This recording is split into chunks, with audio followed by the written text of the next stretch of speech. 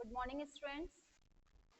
हमने जो last 3 lectures में पढ़ा है वो हमने चैप्टर नंबर फर्स्ट पढ़ा था, वो था बायो से रिलेटेड। ठीक है, क्योंकि ह्यूमन हेल्थ जो है आपकी बॉडी से या फिजिकल जो भी आप पार्ट पढ़ रहे हो किसमें पढ़ोगे, बायो।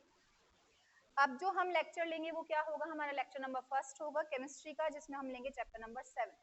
बिकॉज इसका जो स्टार्टिंग पोर्शन है वो आपका वही टॉपिक है जो आपने 9th में पढ़ा था या आप 8th में भी एटम और ही पढ़ चुके, तो हम इसको पूरा बेस से स्टार्ट करेंगे ताकि क्लियर हो जाए कि एटॉमिक थ्योरीज में हमको क्या क्या पढ़ना है। बट उससे पहले हमारा जो लास्ट लेक्चर था बायो का, third lecture chapter number first का, उससे मैंने कुछ क्वेश्चंस आपको करने के लिए दिए थे। ये 4 क्वेश्चंस थे, जिसमें क्वेश्चन नंबर फर्स्ट था फूड अडल्ट्रेशन क्या है, जिसमें चैप्टर का नेम था फूड एंड ह्यूमन हेल्थ। उसमें फूड अडल्ट्रेशन क्या था, मिलावट करना। जो सिंपली मैंने आपको बोला था कि एक बार उस बुक में से आपको क्या करना है, उन सारे पॉइंट्स को पढ़ना है जो मिलावट से रिलेटेड गिवन है। काली मिर्ची में क्या मिला रहे हैं, हल्दी में क्या मिलाया था, रेड चिली पाउडर जो आता है उसमें क्या मिलाया जाता है। तो मिलावट से रिलेटेड जो भी पॉइंट है वो आपको इसमें डिफाइन करने थे। तो क्वेश्चन था व्हाट इज फूड अडल्ट्रेशन, तो ओनली डेफिनेशन नहीं लिख के आनी है कि फूड अडल्ट्रेशन का मतलब है मिक्सिंग ऑफ एनी कॉन्स्टिट्यूएंट और substance in our food resources. No, only ये नहीं, आपको ये भी बताना है कि लाइक और एग्जांपल्स, आपको एग्जांपल्स देने हैं जिसमें आपको सारे पॉइंट्स लिखने हैं। ओके, सेकंड क्वेश्चन था हमारा define alcohol and opium. Alcohol क्या है और ओपियम क्या है। अल्कोहल और ओपियम दोनों ही टॉक्सिक सब्सटेंसेस हैं जिन्हें लोग कंज्यूम करते हैं और उनकी बॉडी पे इसका बहुत गलत इफेक्ट पड़ता है। अल्कोहल के बारे में आपको लिखना था कि इथाइल अल्कोहल इसका मेन सब्स्टिट्यूएंट है। ओपियम में आपको लिखना था क्या, कि ओपियम फ्रूट से कंज्यूम लिया जाता है। इसका साइंटिफिक नेम लिखना था, पेपिवर सोमेनिफेरम होता है, और इनके बारे में आपको इनके फैक्ट्स लिखने थे। थर्ड क्वेश्चन था ब्लड प्रेशर क्या है, फ्लो चार्ट बनाओ।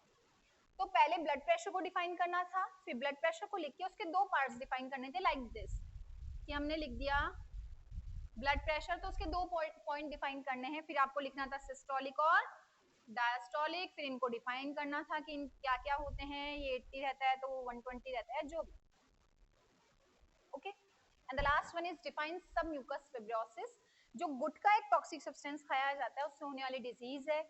जो बोन्स होती हैं जॉ की, वो क्या हो जाती हैं, रिजिड या टफ हो जाती हैं, प्रॉपर्ली ओपन माउथ को ओपन करने में प्रॉब्लम आती है। ये सब म्यूकस फिब्रोसिस था।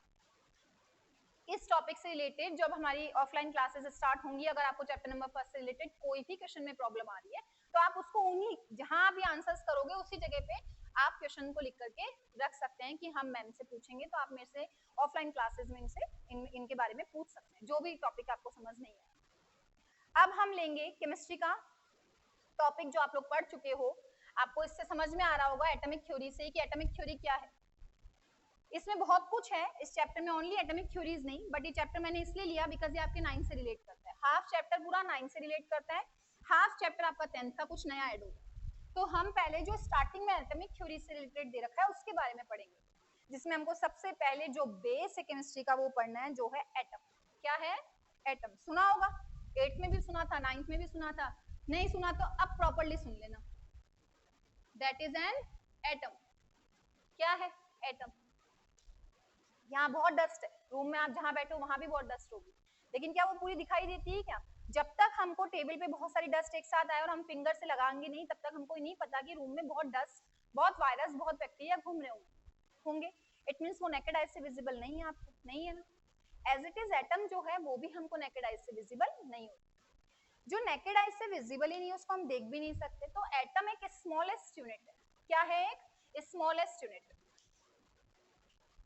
तो फर्स्ट पॉइंट जो उसका बनता है that is an smallest unit. Smallest यानी सबसे छोटी। केमिस्ट्री में एटम को सबसे पहले डिफाइन किया गया है और ये बोला गया कि सबसे छोटी यूनिट जो है ना वो एटम। कई साइंटिस्ट ने इसको गलत भी प्रूव करने की कोशिश की कि स्मॉलेस्ट नहीं है, लेकिन ये थ्योरी दी जा चुकी थी। डेल्टन जो साइंटिस्ट है, हम अभी पढ़ेंगे उनके बारे में, जो डेल्टन साइंटिस्ट थे उनने उन साइंटिस्ट का भी मन रख लिया कि ठीक है आप जो बोल रहे हो वो भी सही है, लेकिन ये पॉइंट भी गलत नहीं। क्यों, क्योंकि नेकेड आइज से हमको विजिबल ही नहीं। अगर आज यहाँ बहुत सारे कार्बन पार्टिकल्स उड़ रहे हैं, कार्बन उड़ रहा है, हाइड्रोजन जा रही है, तो क्या वो मुझे दिखाई दे रही है, मुझे पता चल रहा है कि यहाँ से ऑक्सीजन है मैं ले लूँ और कार्बन है मैं छोड़ू या कुछ भी। नो, आपको एटम दिखाई ही नहीं देता। सबसे स्मॉलेस्ट यूनिट जो है वो क्या है, एक एटम है। किसकी स्मॉलेस्ट यूनिट है, यहाँ एक पॉइंट क्रिएट होता है, किसकी स्मॉलेस्ट यूनिट, किसका सबसे छोटा पार्ट है। तो यहाँ एक और न्यू वर्ड आता है दैट इज एन एलिमेंट। क्या आता है?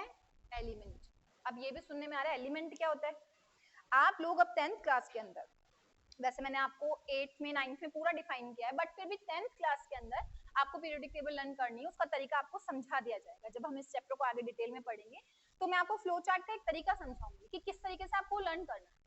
और अगर आप उस तरीके से लर्न करते हो तो 10th में आपके बोर्ड में अगर इससे रिलेटेड क्वेश्चन आता है कि इलेक्ट्रॉनिक कॉन्फ़िगरेशन फिल करो, के एलिमेंट शेल्स फिल करो, तो कोई प्रॉब्लम क्रिएट नहीं होनी चाहिए। तो अभी तो हम इसका बेस पढ़ेंगे कि एटम क्या है, एलिमेंट क्या है, मॉलिक्यूल्स क्या होते हैं, क्यों बनते हैं, हमारे आसपास की हर चीज मैटर है कि नहीं है, ये सारी चीजें इसकी स्टार्टिंग इंट्रो में आपको गिवन है। तो हमारा पॉइंट है कि एलिमेंट क्या है। मैंने कहा कि मेरे पास में क्या है, कार्बन है, और मुझे क्या करानी है, इसकी एक केमिकल रिएक्शन करानी है। क्या करानी है? इसकी एक केमिकल रिएक्शन। तो क्या पूरे यूनिवर्स के कार्बन को मैं लेके आऊंगी? पूरा जितना भी ब्रह्मांड में हमारे यहाँ फैले हुए कार्बन है सब ले आऊंगी क्या? नो। एक सिंगल जो साइंटिस्ट जो रिएक्शन करवाते हैं या लेबोरेटरीज में जो करवाया जाता है, वो किसके लिए करवाया जाता है? वो होते हैं एटम्स। क्या होते हैं? एटम्स।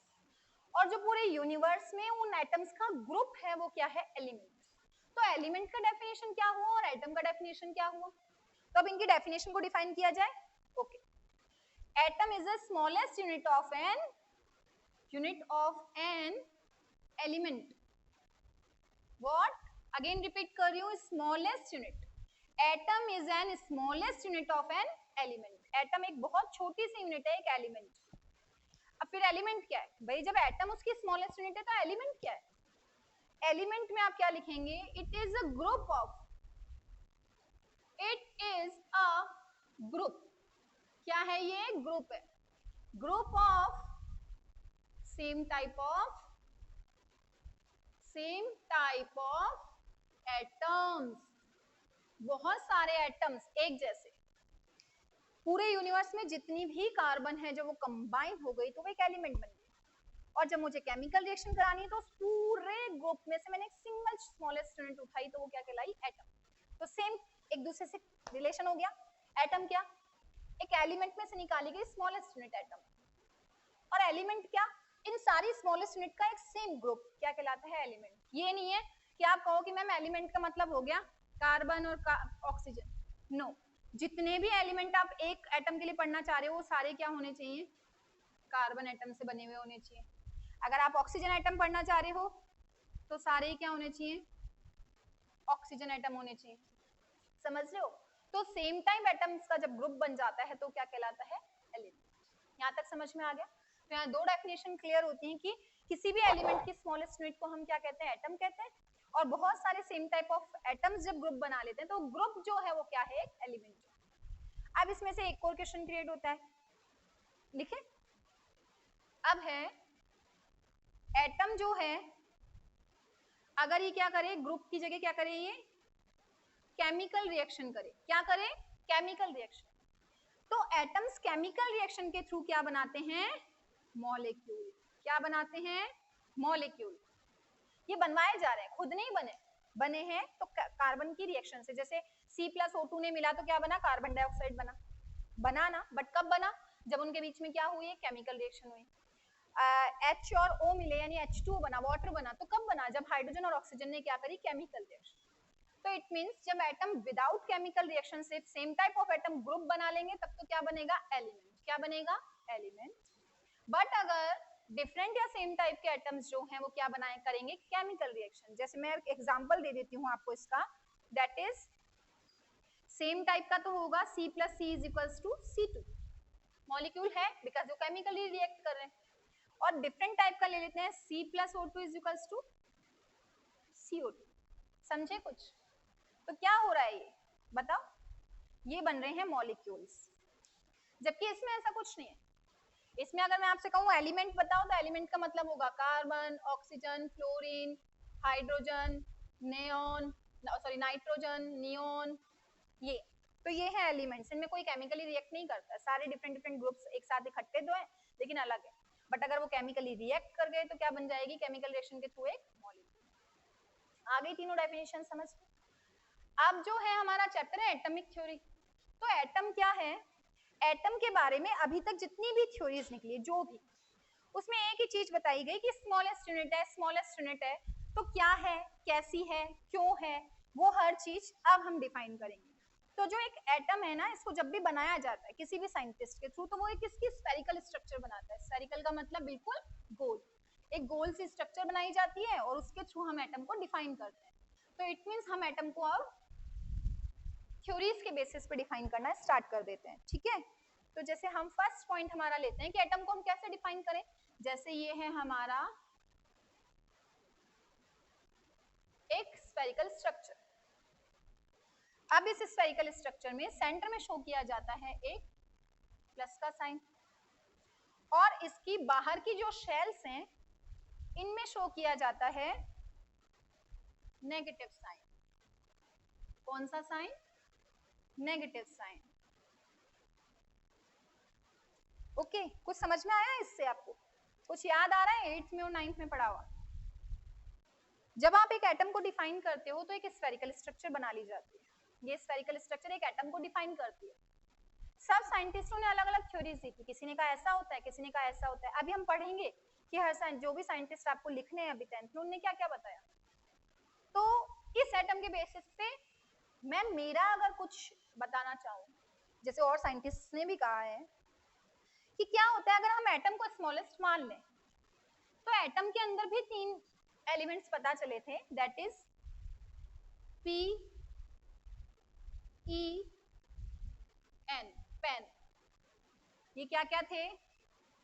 प्रोटॉन, इलेक्ट्रॉन और न्यूट्रॉन। क्या क्या थे? प्रोटॉन, इलेक्ट्रॉन और न्यूट्रॉन।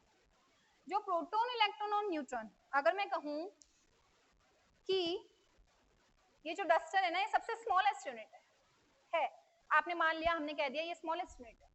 बट अगर मैं इसमें 3-4 चीजें और लगाई हूं, तो क्या ये खुद सबसे स्मॉलेस्ट हुआ क्या? नहीं ना। ताजमहल बिगेस्ट है, तो ताजमहल बिगेस्ट है, तो फिर कुतुब मीनार और ये क्या है?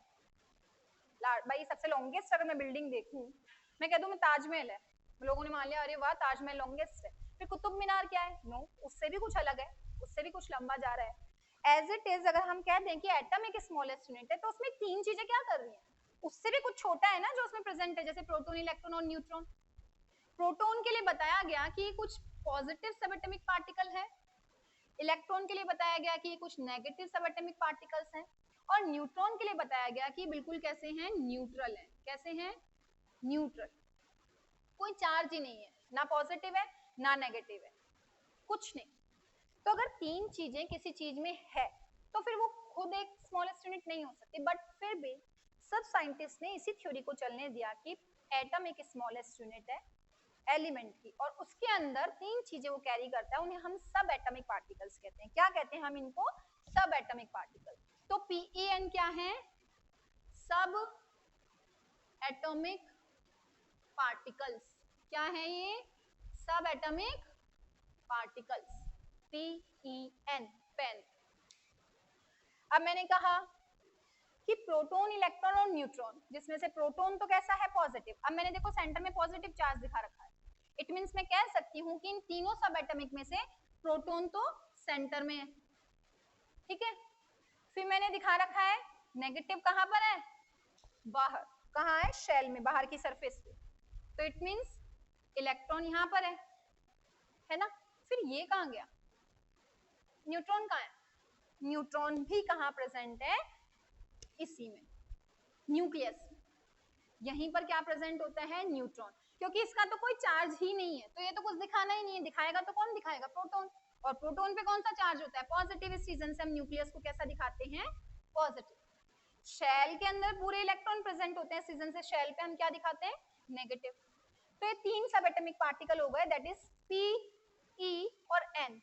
प्रोटॉन और न्यूट्रॉन एटम के कहाँ प्रेजेंट होते हैं? न्यूक्लियस में। और इलेक्ट्रॉन कहाँ प्रेजेंट होता है? बाहर, आउटर मोस्ट सरफेस पे, ठीक है।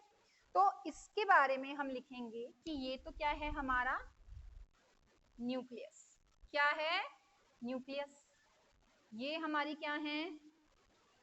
शेल्स। ये पढ़ेंगे अभी अपन।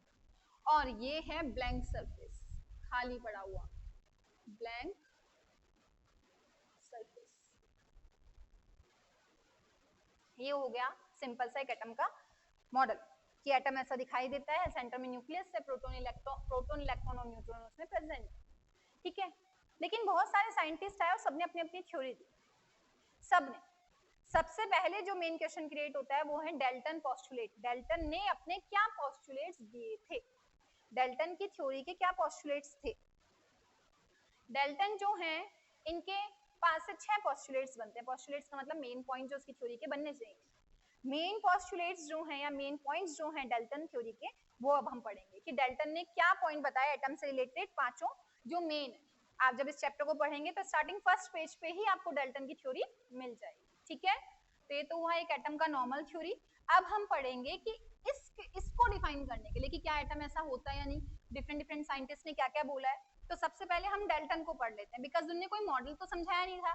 तो इजी से कुछ पॉइंट्स हैं जो आपको लर्न करने हैं, जिनको मैं आपको शॉर्ट में समझा रही हूँ कि किस तरीके से आप उन्हें लर्न करोगे, ओके।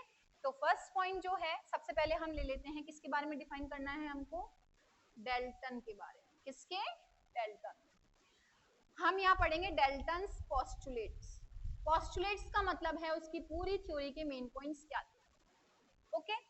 तो नाउ फर्स्ट पॉइंट इज, जो अभी हमने जस्ट पढ़ा है, atom is the smallest unit. Atom is the smallest unit, सबसे छोटी यूनिट है एटम, स्मॉलेस्ट यूनिट है, ओके। सेकंड पॉइंट क्या बनना चाहिए अगर स्मॉलेस्ट यूनिट है तो, मैंने अभी जस्ट बताया था कि एलिमेंट का मतलब क्या है, जब बहुत सारे सेम एटम्स का एक ग्रुप हो तो वो एलिमेंट है। तो इट मींस अगर सेम एलिमेंट है, क्या है, सेम एलिमेंट क्या कैरी करेगा, सेम एटम। क्या कैरी करेगा, सेम एटम।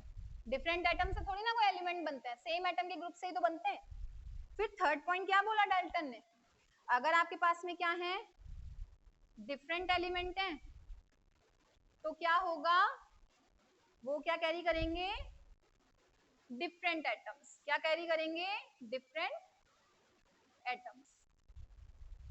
लाइक अगर मेरे पास में कार्बन एक एलिमेंट है, तो उसमें जितने भी एटम्स होंगे वो क्या होंगे, कार्बन के। क्या होंगे, कार्बन के। बट अगर हमारे पास में कार्बन और ऑक्सीजन दो एलिमेंट हैं, तो इसमें प्रेजेंट तो क्या होंगे, कार्बन कार्बन, और इसमें प्रेजेंट क्या होंगे, ऑक्सीजन ऑक्सीजन। तो नॉर्मल 3 पॉइंट तो क्या बनते हैं, the smallest unit of an element known as atom, same elements carries the same atoms, different elements carries the different atom, ठीक है। ये 3 पॉइंट बनते हैं। फोर्थ पॉइंट क्या है, अगर मैं क्या कर रही हूँ, चलो फोर्थ पॉइंट यहाँ लिख लेते हैं अपन। अगर अपन क्या कर रहे हैं, केमिकली रिएक्ट करा रहे हैं, क्या करा रहे हैं, केमिकल रिएक्शन। किसकी केमिकल रिएक्शन, एटम्स। किसकी, एटम्स की। अगर हम एटम्स को केमिकली रिएक्ट करा रहे हैं तो बनने वाला जो प्रोडक्ट है वो क्या होगा, सेम मास कैरी करेगा। क्या करेगा, सेम मास रहेगा। अब इसका मीनिंग समझ में आया कुछ, सेम मास कैरी करने का मतलब है, आप लोग किसी परचूनी की दुकान पे गए और आपने कुछ सामान खरीदा, ठीक है। आपने एक पॉलीबैग से डला लिया, 5 केजी के दो थे, तो टोटल आपको कितना केजी लेना था, 10 केजी। आपने उसको तोला तो कितना रह गया, 8 केजी। इसका मतलब कितने का डिफरेंस आया, 2 केजी। तो जो आपकी चीजें रिएक्ट कर रही हैं उनका प्रॉपर्ली आपको प्रोडक्ट नहीं मिल रहा है, यानी मास सेम नहीं है। डेल्टन ने क्या बोला कि अगर कोई भी एटम केमिकली रिएक्ट करेगा तो प्रोडक्ट में हमेशा सेम मास रहना चाहिए। इट मींस अगर एटम है C प्लस C, तो टोटल C कितने हो गए, 2। तो हमेशा सेम मास में प्रोडक्ट क्या मिलेगा, C2। क्या मिलेगा, C2। ये क्या था उनका फोर्थ पॉइंट। क्या था, फोर्थ पॉइंट। फिफ्थ पॉइंट जो है डेल्टन का, वो क्या था, सेम प्रोपोर्शन। क्या था, सेम प्रोपोर्शन। सेम प्रोपोर्शन का मीनिंग क्या है, हम लोगों ने जब भी 8th में 9th में वाटर पढ़ा तो हमने क्या पढ़ा, H2O। क्या पढ़ा, H2O। क्या कभी HO2 पढ़ा, ये पढ़ा है क्या कभी, नहीं ना। इट मींस हमेशा क्या रहेगा, प्रोपोर्शन सेम रहेगा। एटम अगर कोई भी मॉलिक्यूल या कंपाउंड बना रहा है तो उसमें हाइड्रोजन वाटर के लिए 2 यूज लिए जाएंगे और ऑक्सीजन हमेशा कितना होगा, 1। As it is second example हम लेते हैं CO2 का, कार्बन डाइऑक्साइड। डाई आ रहा है यानी ऑक्सीजन कितने हैं, 2, और कार्बन कितना है, 1। क्या आपने C2O कभी कार्बन डाइऑक्साइड पे लिखा है? नो। तो फिफ्थ पॉइंट जो बन रहा था डाल्टन थ्योरी का वो क्या था कि जब भी एटम्स कंबाइन होंगे वो हमेशा सेम प्रपोर्शन कैरी करेंगे, ठीक है। तो ये फर्स्ट थ्योरी थी डाल्टन की जो ये पॉइंट्स क्रिएट करती है। फर्स्ट पॉइंट था डाल्टन पोस्टुलेट का कि smallest unit of an element known as atom. Second point क्या था? Same element carries the same atoms, like एक कार्बन एलिमेंट है तो उसमें जितने भी एटम्स होंगे वो कार्बन होंगे। The third point is the different elements carries the different atom. अगर आपके पास में कार्बन, ऑक्सीजन, नाइट्रोजन और एटम्स एलिमेंट्स हैं तो उनमें एटम भी कैसे होंगे? डिफरेंट डिफरेंट होंगे। फोर्थ पॉइंट, अगर आप उन एटम्स को लाओ और केमिकली रिएक्ट करा दोगे तो उनमें मिलने वाला जो मास होगा वो हमेशा सेम होना चाहिए। अगर कम आ रहा है इसका मतलब आपकी केमिकल रिएक्शन बैलेंस्ड नहीं है, आपने कुछ ना कुछ गड़बड़ करी है। बैलेंसिंग हम नेक्स्ट चैप्टर में पढ़ेंगे, ठीक है। And the last one is proportion हमेशा कैसा रहेगा? सेम रहेगा। कैसा? सेम।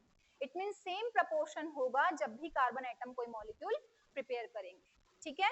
तो ये हमारा हो गया डाल्टन थ्योरी। इसके बाद में हमारी नेक्स्ट थ्योरी बनती है वो है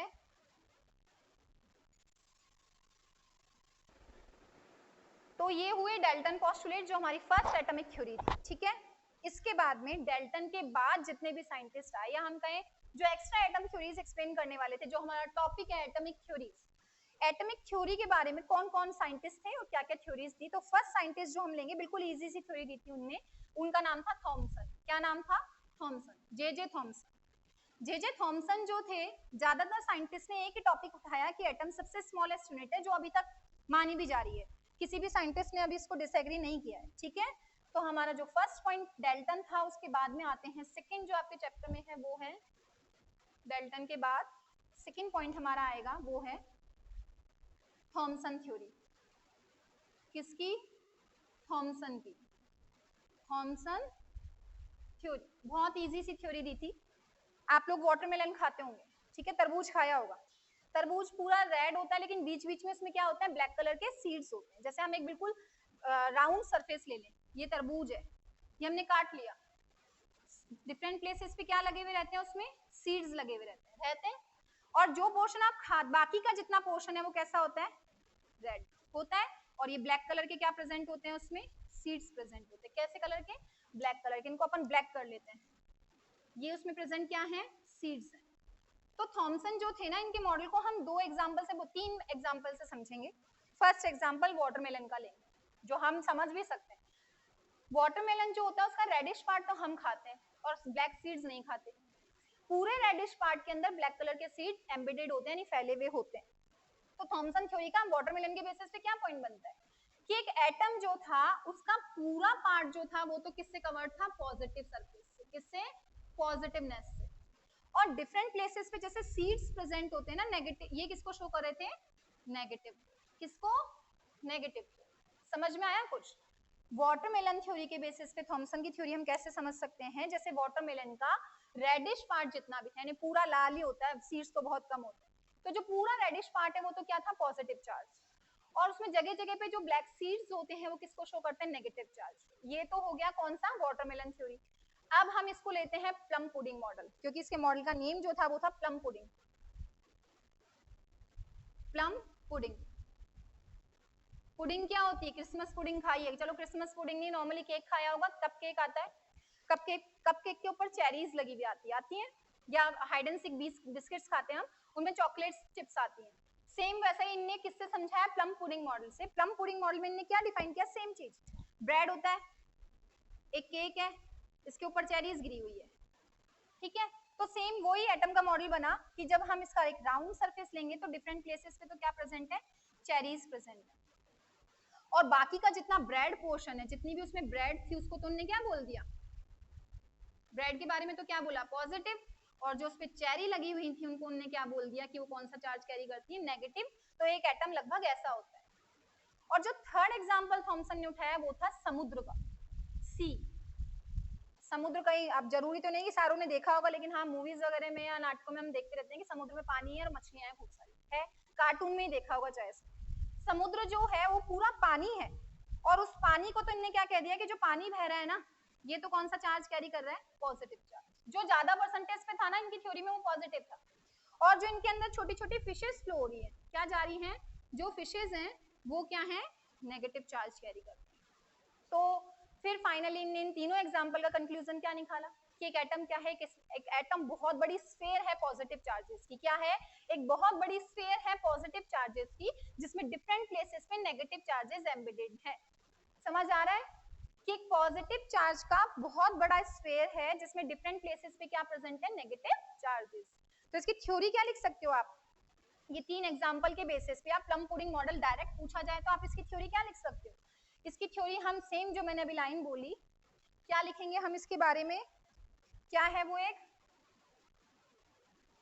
the atom is a sphere, the atom is a sphere, किसकी sphere, sphere of positive charges, किसकी स्फीयर है, पॉजिटिव चार्जेस की, इन विच, जिसके बीच बीच में, in which the negative charges embedded, in which the negative charges embedded, फैले हुए हैं। ये छोटा सा थ्योरी बना उन तीन एग्जांपल से। तो अगर थॉमसन थ्योरी या प्लम पुडिंग मॉडल आपसे पूछा जाएगा तो आपको अपने आंसर को थोड़ा सा लेंथी करना है, आपकी बुक में नहीं है इतना, आपकी बुक में डायरेक्ट प्लम पुडिंग मॉडल समझाया गया, ठीक है, बट अगर आपसे पूछा जाएगा तो तीन तो एग्जांपल ही बन जाएंगे, वाटरमेलन बन जाएगा, पुडिंग ब्रेड वाला एग्जांपल बन जाएगा और एक समुद्र वाला एग्जांपल बन जाएगा। तो तीन दो दो लाइनों का भी आता है तो 6 लाइंस तो कवर हो गई। नेक्स्ट फिर आप उसका दोगे कंक्लूजन क्या था एटम का, तो फिर ये लाइन लिखोगे तो 3 लाइन ही हो गई, कॉपी में शायद ये और छोटे में आ जाएगी, ठीक है, ये हो गया। और फिर लास्ट में जो था कि इनकी मेरिट्स क्या थी, क्या बहुत अच्छी बात थी, इसकी पूरी थ्योरी गलत थी, लेकिन एक पॉइंट थॉमसन ने सही बोला।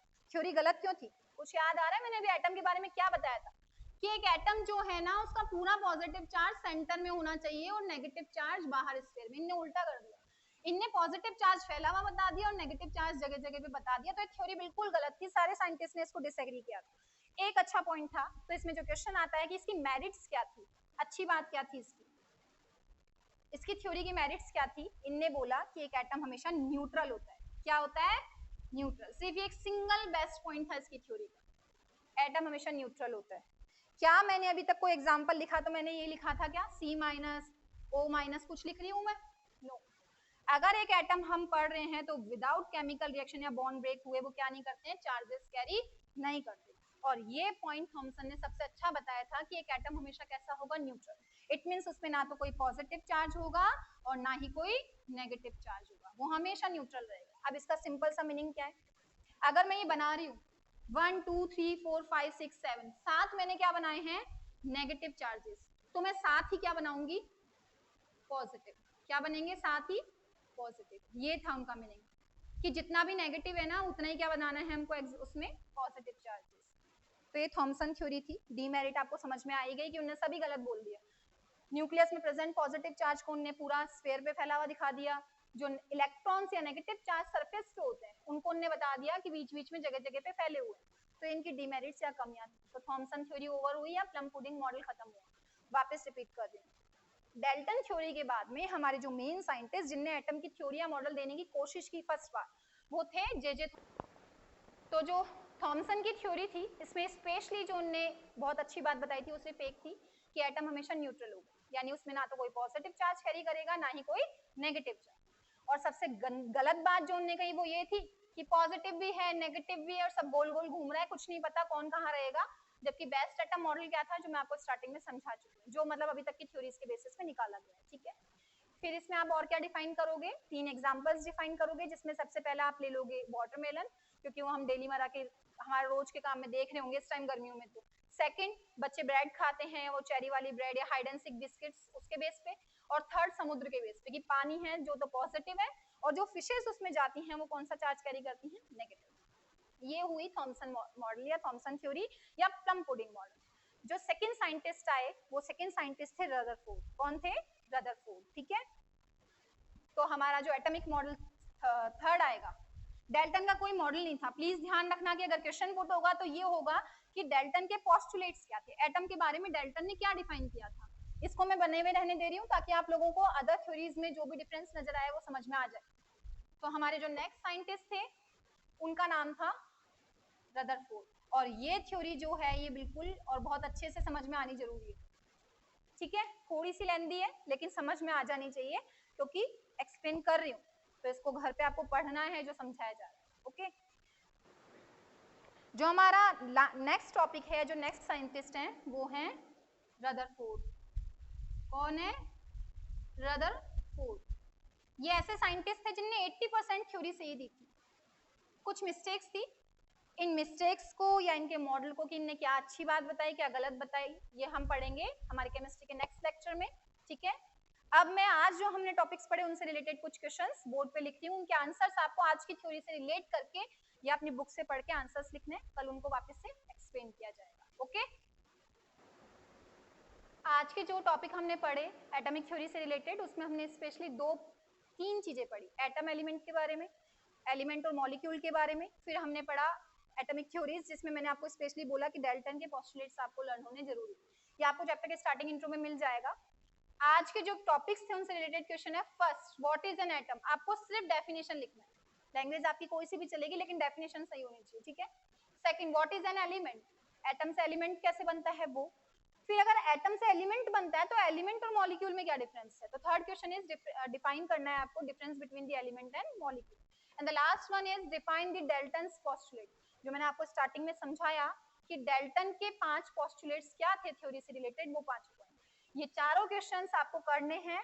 नेक्स्ट क्लास में इनको मैं डिफाइन करूंगी नेक्स्ट लेक्चर में, तब तक के लिए बाय बाय।